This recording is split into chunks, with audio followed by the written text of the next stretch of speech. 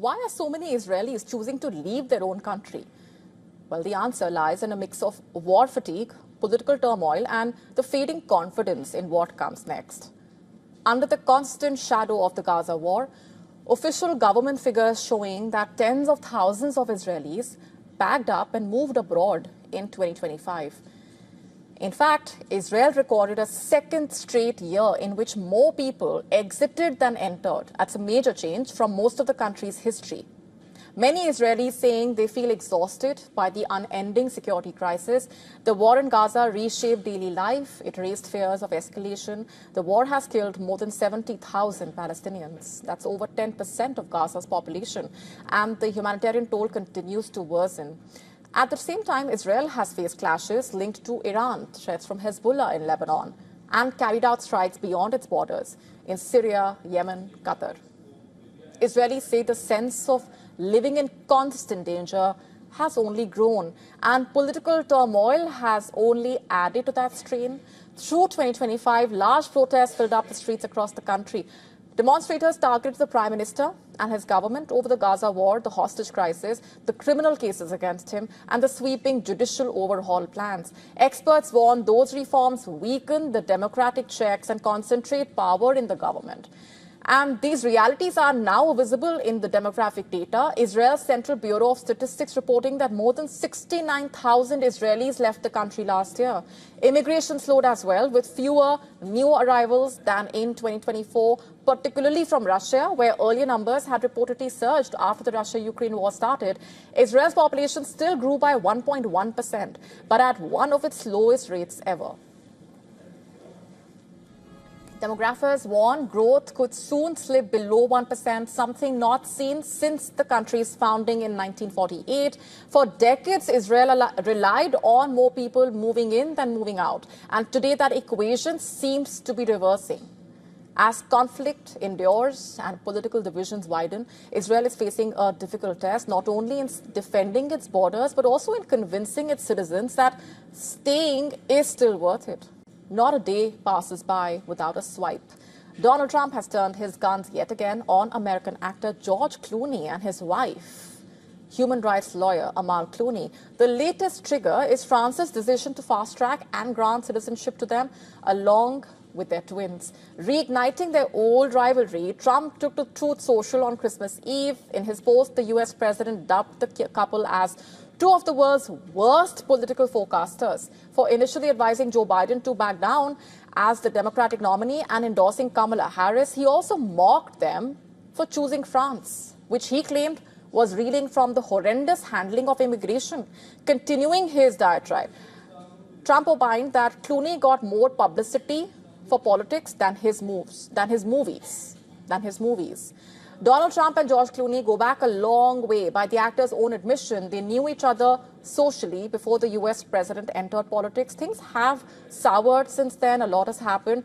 As the 64-year-old actor is a prominent Democratic fundraiser, routine jabs on television became a regular affair. In September 2024, Clooney appeared on the Jimmy Kimmel Show. While Trump dared him to quit the political space and return to TV, the actor hit back, I'm quoting, "I will if he does. That's a trade-off I would do," quote unquote.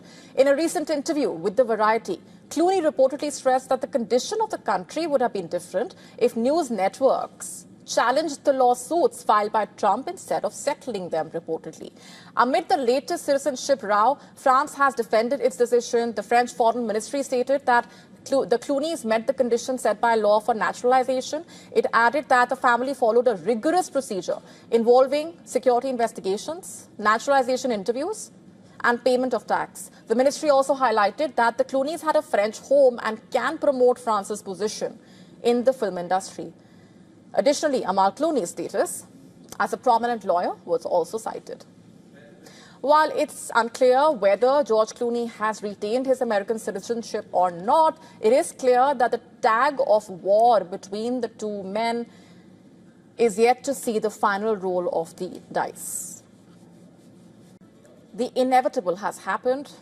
As the new year dawned, Trump has come up with yet another diktat, this time Childcare programs are under the radar. In a latest move, the Trump administration has frozen federal child care aid to all 50 states of the country.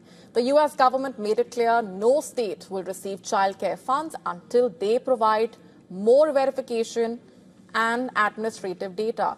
Announcing this step, the U.S. Deputy Secretary of Health and Human Services stated that payments will be released only on the basis of a receipt or photo evidence.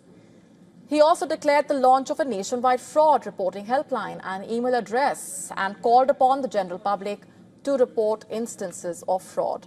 An influencer started it all, reportedly. Last week, a YouTuber posted a viral video in which he claimed fraud worth $100 million was committed at childcare centers, he alleged, run by members of the Somali community in America's Minnesota. He claimed that many in-operational centers are receiving government money. It is worth noting that Minnesota receives $185 million in federal funding yearly, which caters to 19,000 children. Jumping on to the bandwagon, meanwhile, the Trump administration announced a federal investigation into allegations of fraud. The U.S. Homeland Security officials have started entering suspected fraud sites and questioning the workers. In fact, Donald Trump has reportedly made his stance public. He openly claimed on Truth Social that 90% of the Minnesota fraud is caused by illegal immigrants from Somalia. This move has drawn the ire of the Minnesota governor, who was the 2024 Democratic vice presidential nominee, remember. He dubbed it Trump's long game to defund programs that help locals.